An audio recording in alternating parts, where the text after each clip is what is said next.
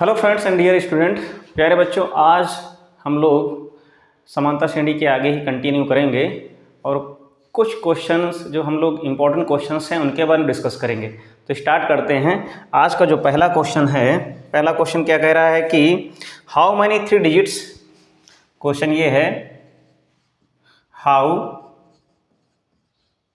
Many 3 digit, how many 3 digit numbers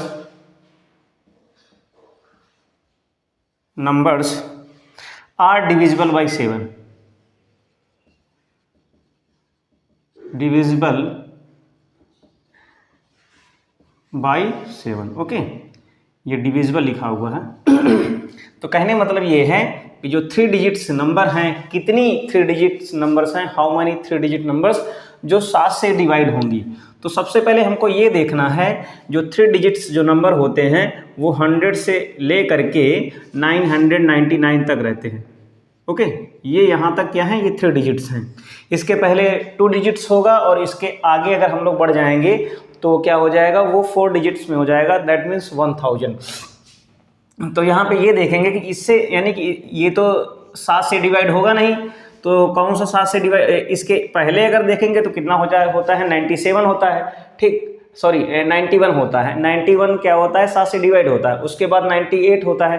तो तो कहने मतलब ये है कि 98 अगर 7 से डिवाइड हो जाएगा तो यहाँ 98, तो हमको इसके ऊपर बढ़ना है, तो 98 + 7 कितना होता है, 105 होता है। तो कहने मतलब ये है कि 105, ओके, ये 7 से डिवाइड होगा। अब इसके ऊपर हमको जाना नहीं है, तो इससे पहले जाना है। तो ये अब यहाँ पे अब कौन सी नंबर होगी जो 7 से डिवाइड होगी, तो इसको क्या करेंगे हम लोग, 7 से भाग कर देंगे। तो 7 से भाग करेंगे इसको 99 को, तो कितना जो रिमाइंडर बचेगा वहीं इसमें सब्ट्रैक्ट कर देंगे। तो कितना हो जाएगा 7 एकम 7, यहाँ पे बचेगा 2, यहाँ से कितना हो जाएगा 7 × 7 = 28। ओके, 7 × 28, यहाँ बचेगा 1, ये हो जाएगा 9, 7 दूनी 14 और 1 मिनट, 7 दूनी 14 होता है और 7 × 21 होता है, ठीक। तो यहाँ पे फिर से देख लेते हैं, 7 एकम 7, 7 × 28 और 29 में अगर 1 बचा तो कितना हो जाएगा 7 दूनी 14, तो कितना बचेगा यहाँ से 5, यानी कि 9 में 5, यहाँ पे 5। अगर इसमें 5, अब इसमें 5 घटा दें, यानी रिमाइंडर हमारा कितना बचा, 5 बचा, ठीक। अब इसमें 5 अगर घटाएंगे तो कितना हो जाएगा, 994 हो जाएगा, ठीक। तो कहने मतलब ये है कि 105 हो जाएगा और 105 के आगे कितना हो जाएगा, 112 हो जाएगा, ओके, एंड सो ऑन। और इसमें अगर हम घटाएंगे 9 तो 994 आ जाएगा। ओके, कहने मतलब ये है 994 हमारा 7 से डिवाइड हो जाएगा। अब यहाँ पे हमें हाउ यानी एन की वैल्यू निकालना है। कहने मतलब यहाँ इसके बीच में कितनी नंबर्स हैं जो 7 से डिवाइड होंगी। तो यहाँ से हमको क्या निकालना है, ये हमारा लास्ट टर्म मिल गया है, तो और ये हमारा फर्स्ट टर्म है। और डी ए की वैल्यू हमारी कितनी है, ए की वैल्यू हमारी 105 है और डी की वैल्यू हमारी 7 है और जो लास्ट टर्म है दैट इज ए एन की वैल्यू हमारी कितनी है, 994 है, ठीक। अब इसको हम क्या करेंगे, तो यहाँ से एक फार्मूला होता है कि an = a + n - 1 × d। तो an की वैल्यू कितनी है, 994 है, ओके, और a की वैल्यू कितनी है, वो 105 है और n की वैल्यू हमें फाइंड आउट करनी है और d कितना है, 7 है। इसको इधर हम लोग क्या करेंगे, ट्रांसफ़र कर देंगे। तो यहाँ से इसमें घटाएंगे तो कितना हो जाएगा, 14 में 5 घटाएंगे तो यहाँ से 9 बचेगा, ओके, यहाँ पे 8 हो जाएगा और यहाँ 9 में 1 घटाएंगे तो 8 बचेगा, बराबर n - 1 × 7।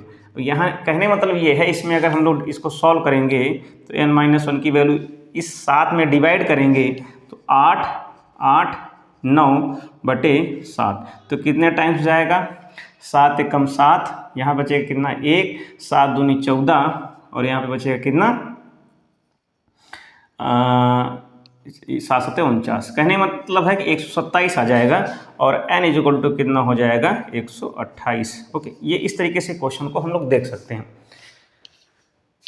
यानी बहुत ही आसानी से इसको सॉल्व किया गया है। तो n यानी कि जो कहने मतलब ये है कि जो 3 डिजिट्स नंबर होंगी, जितनी भी टोटल 3 डिजिट्स की जो नंबर होंगी उसमें से 128 नंबर ऐसी होंगी जो 7 से डिवाइड होंगी। इस तरीके से किसी भी नंबर की डिविजिबिलिटी के कॉन्सेप्ट को हम लोग यहाँ से सॉल्व कर सकते हैं। ठीक, इसके आगे नेक्स्ट क्वेश्चन पे आते हैं। जो नेक्स्ट क्वेश्चन है यहाँ पे वो क्या कह रहा है कि हाउ मैनी मल्टीपल, क्वेश्चन बिल्कुल उसी के ही लहजे का है। हाउ मैनी मल्टीपल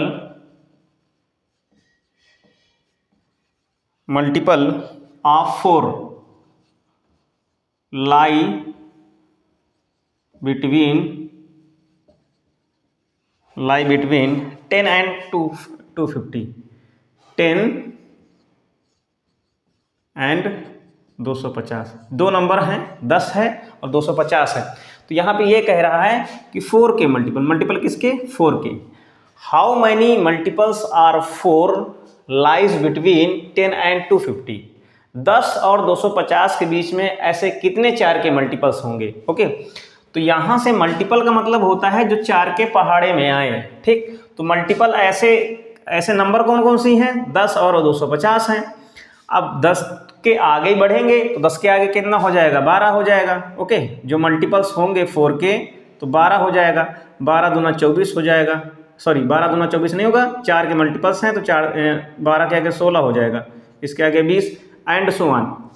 250 के आगे बढ़ना नहीं। तो अब यहाँ पे ध्यान देंगे कि अगर ये 250 लिखा हुआ, ठीक, तो 4 से वे सभी संख्याएं कटती हैं जिनके लास्ट के जो टू डिजिट हैं उन पे क्या है, 00 लिखा हुआ हो या 4 से डिविजिबल हो जाए। तो 50 तो होगा नहीं, लेकिन 48 जो होता है वो 4 से डिविजिबल हो जाता है। ठीक, तो क्या हो जाएगी संख्या 248। जो 248 है वो 4 से डिवाइड हो जाएगी। तो यहाँ पे हम क्या लिखेंगे, जो हमारा लास्ट टर्म होगा वो 248 होगा। ठीक, और जो पहला टर्म हमारा है वो क्या है, वो 250 है। ठीक है, ये बात समझ में आई होगी। तो हमको 4 के मल्टीपल्स फाइंड आउट करने हैं। तो 4 के मल्टीपल्स कितने मल्टीपल्स हैं तो हम लास्ट में भी कैलकुलेट करेंगे।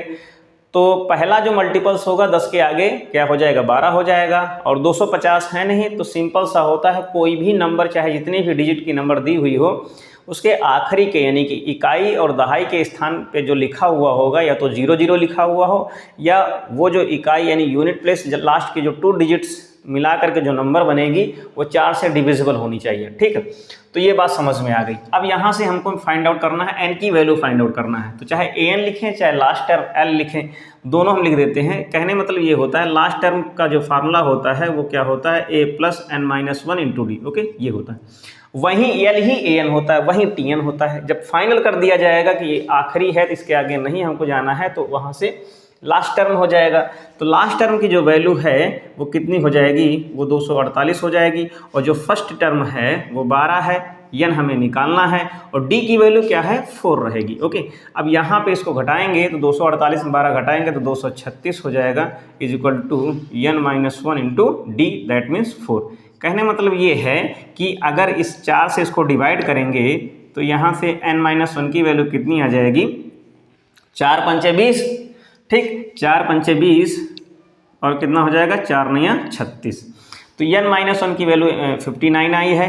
कहने मतलब n की वैल्यू यहाँ से कितनी आएगी, 60 हो जाएगी। ठीक, n की वैल्यू कितनी हो जाएगी, 60 हो जाएगी। कहने मतलब ये है 10 और 250 के बीच में 60 ऐसी नंबर होंगी, 60 ऐसी नंबर होंगी जो 4 के मल्टीपल्स होंगी। ओके, तो ये इस तरीके से क्वेश्चन को हम लोगों ने देख लिया। इसके आगे नेक्स्ट क्वेश्चन पे आते हैं। कुछ क्वेश्चंस जो इंपॉर्टेंट है मेरे हिसाब से उनको पहले सॉल्व कर लेते हैं, फिर उसके बाद सम ऑफ अर्थमेटिक प्रोग्रेशन के क्वेश्चंस हम लोग सॉल्व करेंगे। यहाँ पे ये क्वेश्चन लिखा हुआ है, क्या क्वेश्चन लिखा है इसको देखते हैं। कह रहा है for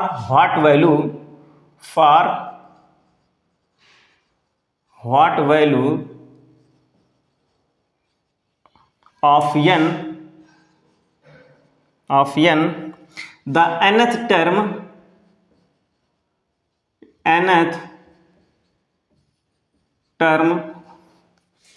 of the APs of, यानी 2 AP हैं ऑफ APs, एक है 63 कामा 65 कामा 66, यानी दो दो का डिफरेंस है, and 3, 10, 17 and so on are equal. ये कह रहा for what value of N की किस वैल्यू के लिए nth टर्म ऑफ एपीज, जो nth टर्म है वो क्या है, इक्वल है। ओके, कह रहा है कि किस, यानी कि n की कौन सी वैल्यू कर दी जाए, n की कौन सी वैल्यू कर दी जाए जिससे कि दोनों की वैल्यूज क्या है, सेम हो जाए। दोनों के जो nth टर्म है, for what value of n the nth term of APs, एक ये एपीज है एक ये एपीज है, आर इक्वल।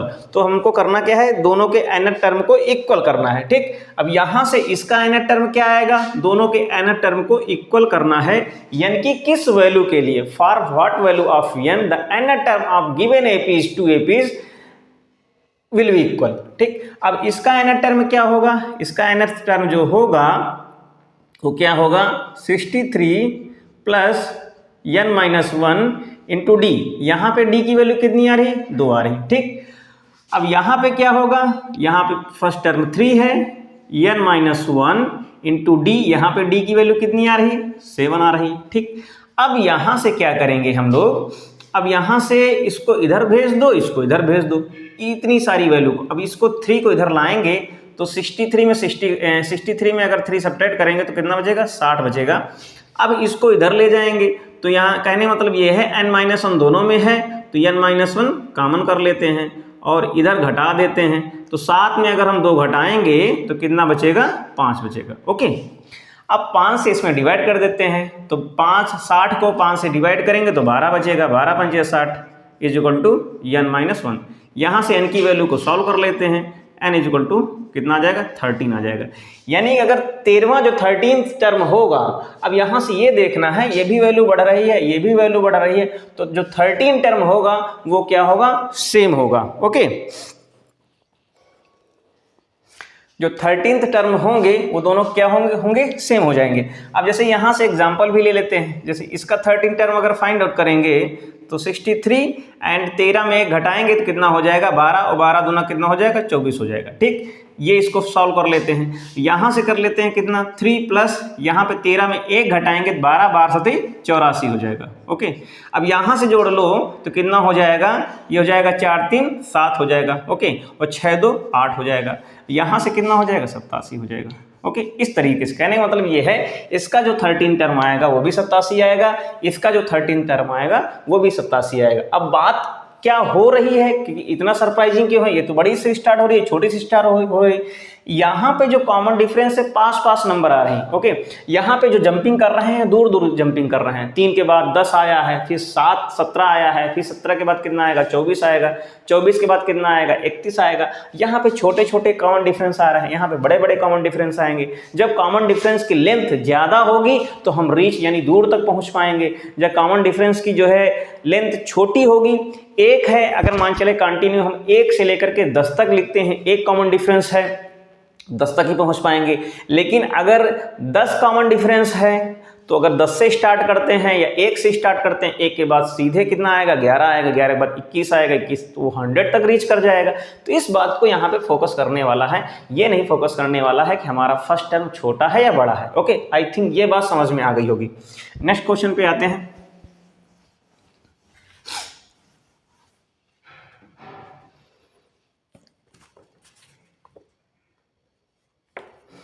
अब एक यहाँ पे ये पूछा जा रहा है, जैसे लिखा हुआ है, क्वेश्चन ये है, क्वेश्चन जरूर नोट डाउन कर लीजिएगा आप लोग। Find the 20th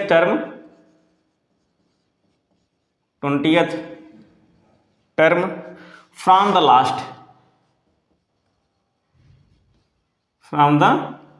last term. Okay, of AP, एक एपी गिवन है, वो एपी है क्या, 3 है, 8 है, 13 है एंड सो ऑन, लास्ट में 2 5 3 दिया है। ठीक, अब ये कह रहा है कि लास्ट से हमें 20 टर्म फाइंड आउट करना है। ठीक। तो जो लास्ट से 20 टर्म हमको फाइंड आउट करना है, तो क्या हो जाएगा, यानी लास्ट से जो 20th टर्म होगा वो क्या हो जाएगा, L minus n minus 1 into D. इसको याद कर लीजिएगा, ठीक।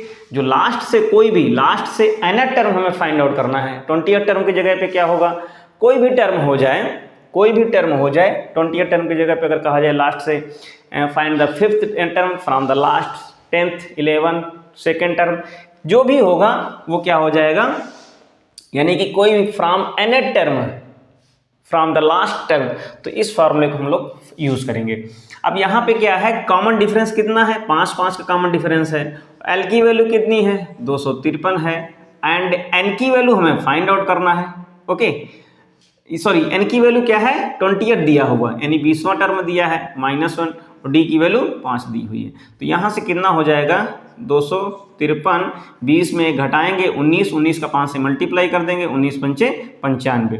तो कहने मतलब ये है 5 3 8 हो जाएगा, और 9 में 5 घटाएंगे, 9 5 14 हो जाएगा, और 2 1 3 हो जाएगा। कहने मतलब ये है कि जो लास्ट से जो 20th टर्म आएगा उसकी वैल्यू कितनी हो जाएगी। एक चीज़ यहाँ पे देखना है कि सॉरी यहाँ पे क्या है, माइनस है, जोड़ना नहीं है ना, जोड़ दिया हमने, घटा दो, तो ये वैल्यू चेंज हो जाएगी।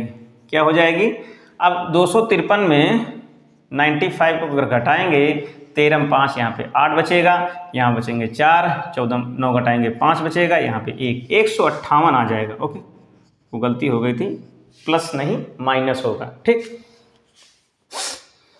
नेक्स्ट क्वेश्चन, जितने ज़्यादा हम क्वेश्चन की प्रैक्टिस करेंगे उतना ही हमारे लिए अच्छा होगा। क्या है क्वेश्चन, ये है the sum of 4th term and 8th term of an AP is 24। Okay, एक ये दिया है, उसके बाद and sum of 6th term and 10th term is 44। Okay, ये दिया हुआ 44। फाइंड द फर्स्ट 3 टर्म, हमको क्या निकालना है, फाइंड फर्स्ट 3 टर्म। हमको स्टार्टिंग के 3 टर्म फाइंड आउट करने हैं, तो हमको क्या क्या चाहिए, हमें A चाहिए, ठीक, A के बाद हमें D चाहिए, हमको फर्स्ट टर्म चाहिए, और हमको कॉमन डिफरेंस चाहिए। यहाँ पे कहा गया कोई एक AP दी हुई है, उस AP के चौथे और 8वें टर्म का जो सम है वो कितना है, 24 दिया है, और छठे और 10वें टर्म का सम कितना दिया है, 44 दिया है। तो अब यहाँ से हम सिंपली सॉल्व करेंगे, क्या सॉल्व करेंगे, यानी कि A, इसका मतलब कितना है, A4 एंड प्लस कितना है, A8 is equal to 24। A4 का मतलब कितना होता है, A प्लस 3D, इसका मतलब क्या है, A plus 7D is equal to 24। यहाँ सॉल्व किया तो कितना हुआ, 2A और 7 3 10D इज इक्वल टू 24। तो कहने मतलब ये है A plus 5D is equal to 12। एक इक्वेशन ये मिल गई यहाँ से। सिमिलर लाइक दिस, यहाँ से ये निकालेंगे, इधर ही सॉल्व कर लेते हैं। कह रहा है A6 A10 is equal to 44। तो यहाँ से ये कितना हो जाएगा, A plus 5D A plus 9D is equal to 44। इन दोनों को जोड़ेंगे, 2A plus 9 5 14 D is equal to 44। तो यहाँ से कितना आ जाएगा, A plus 7D is equal to 22। ये दो हमको क्या मिल जाएंगे, ये एक इक्वेशन, ये सेकेंड है, ठीक। यहां से 2 इक्वेशन हमको देखने को मिल गई हैं, एक है A प्लस 5D और एक है A प्लस 7D। ओके, अब इन दोनों क्या करना है, हमको सॉल्व करना है। इन दोनों को सॉल्व करेंगे तो क्या हो जाएगा, हमको a और d की वैल्यू फाइंड आउट हो जाएगी। इसी के नीचे इसको लगे हाथ लिख देते हैं, a plus 7d equal to 22। Okay, ये इक्वेशन सेकंड है। ऑन सब्ट्रैक्टिंग तो ये कट जाएगा, 7 में 5 घटाएंगे 2d बचेगा, 22 में 12 घटाएंगे 10 बचेगा, यहाँ से d की वैल्यू आ जाएगी 5 आ जाएगी। ठीक, इसको यहाँ पे हम लोग इम्प्लीमेंट कर देंगे। d की वैल्यू 5 है, 5 में 25 हो जाएगा। दैट मीन्स जो a की वैल्यू है वो कितनी आ जाएगी, 12 minus 25।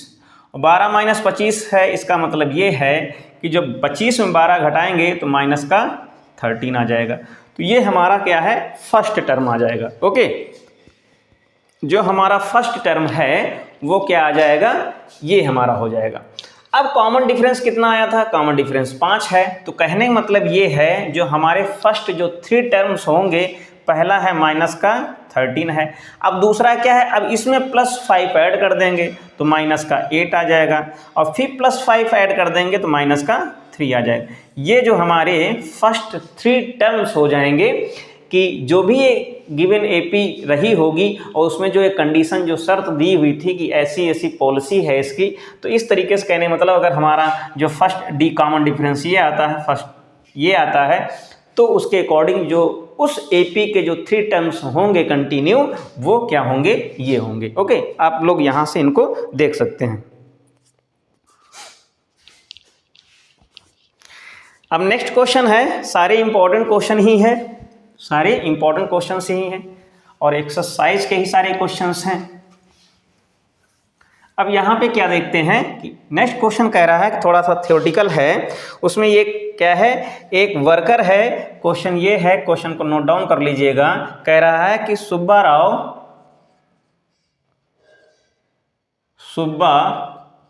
Rao started work in 190 यानी 1995 में काम स्टार्ट करता है।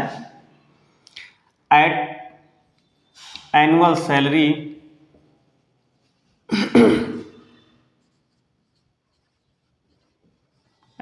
सैलरी कितनी है, 5000। ओके, ये and received an increment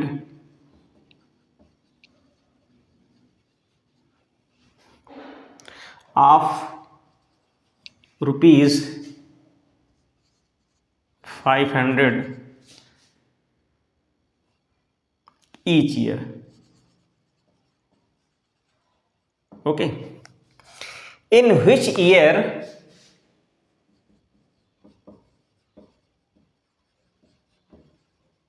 he received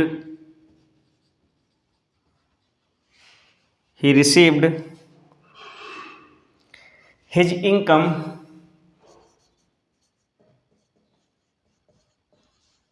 $7,000। ये है। अब ये बात आई है, अब क्वेश्चन को ध्यान से देखिएगा, क्वेश्चन क्या कहता है कि अगर सुब्बा राव की 1995 यानी 1995 की बात है, 95 में उसने क्या किया, ये है ईयर। ओके, इस ईयर में उसने स्टार्ट किया सैलरी को 5000 में। ओके, अब यहाँ पे ये कह रहा है कि उसकी जो हर साल जो इनकम होती है, इंक्रीमेंट जो होता है, जो उसके वेतन में जो वृद्धि होती है, वो कितनी है, 200 रुपये है। सॉरी, कितनी है, यहाँ पे 200 लिख दिए क्योंकि क्वेश्चन भी नहीं तो वेरी करेगा। अब 5000 है तो 1995 के बाद 1996 में उसकी जो सैलरी हो जाएगी वो कितनी हो जाएगी, 5200 हो जाएगी। ओके, यानी कि जो इंक्रीमेंट हुआ 200 का हुआ। इसके आगे 1995 के बाद 1996 आया, 1996 के बाद कितना आ जाएगा, 1997 आ जाएगा। ओके, अब 1997 में जो 200 का इंक्रीमेंट होगा, यहाँ पर भी 200 का इंक्रीमेंट होगा, तो कितना हो जाएगा, 5400 हो जाएगा। ये तो यहाँ पे ये बात कही जा रही है कि आगे इस तरीके से बढ़ते जाएंगे तो वो कौन सा साल होगा, किस ईयर में होगा, 2000 में होगा, 3000 में होगा, उसकी जो सैलरी है वो 7000 हो जाएगी। तो कहने मतलब ये हमारा फर्स्ट टर्म है, ये हमारा कॉमन डिफरेंस है, ये हमारा लास्ट टर्म है। ठीक, तो कौन सा ये लास्ट टर्म है, तो यहाँ पे फार्मूला लगाएंगे L is equal to A plus n minus 1 into D. L की वैल्यू कितनी है, 7000 है, A की वैल्यू कितनी है, 5000 है, एंड n की वैल्यू पता नहीं, D की वैल्यू 200 है। इसमें इसको घटाएंगे तो यहाँ से बचेगा कितना, 2000 बचेगा, n माइनस 1 इंटू डी, 2 से 2 कैंसिल, ओके, 0 से 0 कैंसिल, n माइनस 1 की वैल्यू कितनी आएगी, 2 दाहिम का 10, और n की वैल्यू कितनी आएगी, 11। ठीक, 11वें साल जो यानी 11वां जो होगा, यानी 1 2 यानी कि इसमें 95 में अगर हम 11 जोड़ देंगे तो कितना हो जाएगा, 2006 हो जाएगा। ओके, अब इसको मिला करके अगर हम चलेंगे यानी 11वां टर्म, बात समझ में आई, जो 11वां टर्म होगा यानी ये पहला टर्म है, ये दूसरा टर्म है, तीसरा टर्म है, तो इतने साल बाद नहीं, यानी 11वें टर्म में तो n-1 यानी n-1 निकालेंगे 10 हो जाएगा, डायरेक्ट इसमें 1995 में 10 जोड़ देंगे। तो कहने में जो 11वां टर्म होगा वो जो उसकी वैल्यू होगी वो क्या होगी, 2005। जो 2005 होगा उस 2005 में इसकी जो वैल्यू हो जाएगी वो कितनी हो जाएगी, वो हो जाएगी 7000 हो जाएगी। ओके, ये बात समझ में आई। इसके आगे यहीं तक सारे क्वेश्चन थे। अब इसके आगे हम लोग क्या करेंगे, जो सम ऑफ एपीज होता है उसको देखेंगे। ओके, तो उसके सबसे पहले बेसिक फार्मूले देख लेते हैं कि जो अर्थमेटिक प्रोग्रेशन है उसका सम क्या होगा, अर्थमेटिक सम क्या होगा। तो सबसे पहले यहाँ पे क्या करेंगे, sum of AP. Okay, sum of AP, sum of AP के लिए अगर कोई भी अर्थमेटिक प्रोग्रेशन दिया हुआ है उसमें n टर्म है, जब n टर्म होंगे किसी भी अर्थमेटिक प्रोग्रेशन में तो हम करते क्या हैं, उस एक स्टैंडर्ड फार्मूले को देखते हैं। तो स्टैंडर्ड फार्मूले को हम लोग Sn से रिप्रेजेंट करेंगे और क्या होगा, n/2 ये 2a plus n-1 into D. Okay, और यहाँ पे जो a है वो हमारा क्या है, फर्स्ट टर्म है, d एज इट इज है, कॉमन डिफरेंस है, n क्या है, how many terms in that AP. तो क्वेश्चन को बेसिक जो छोटे छोटे क्वेश्चंस हैं उनको आज हम लोग देखते हैं, जो भी थोड़ा सा स्टैंडर्ड क्वेश्चंस होंगे उनको हम लोग नेक्स्ट लेक्चर में देखेंगे। ठीक, तो पहला क्वेश्चन यहाँ पे ये है कि एक सीरीज ए अर्थमेटिक प्रोग्रेशन दिया हुआ है, 2 दिया है, 7 दिया है, 12 दिया है एंड सो ऑन। अब ये कहाँ तक दिया है, यानी कि ये यहाँ ये 10th टर्म तक। ओके, कितने टर्म हैं, 10, इन 10th टर्म तक उसके क्या करने हैं, हमें फाइंड आउट करने हैं सम। तो यानी यहाँ से कहने का मतलब ये है हमको S10 निकालना है, और S10 का मतलब हुआ है 10/2, और A की वैल्यू कितनी है, 2 है, तो यहाँ से 2 से गुणा कर देंगे and plus n-1 that means 10-1। D कितना है, यहाँ से D की वैल्यू 5 आ रही है। ओके, यानी 2 पंचे 10 हो जाएगा, 2 दूनी 4 हो जाएगा, और ये 10 - 1 9, 10 - 1 9, और 9 पचे 45 हो जाएगा। तो यहाँ से कितना आएगा, 5 और 45 4 49 हो जाएगा, और 49 5 54। यानी कहने का मतलब ये है 2 7 12 एंड सो ऑन, अगर इसके 10 टर्म अगर हम लोग लिखें तो उनका जो सम होगा वो कितना आएगा, 54 आएगा। ठीक, ओके।